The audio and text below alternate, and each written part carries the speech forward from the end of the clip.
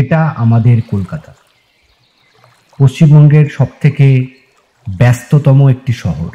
দেখতেই পাচ্ছেন এলাকার সমস্ত লোক ব্যস্ত, নদী ব্যস্ত, ব্রিজ ব্যস্ত, ইনফ্যাক্ট পাখিরাও ব্যস্ত।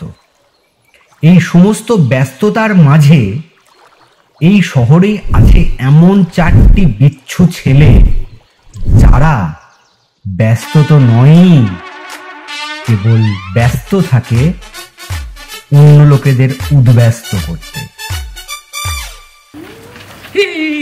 যাও ডাউকার তো শেষ। কে? চিঙ্গি। কেন ফির সে শুধু গলার কাছে পটিয়ে দেবে? আরে শুনেছি ও এই সিচুয়েশনেই কবি বলেছে, ঘর তোমার পাশে ছিল সীতার পায়খানা।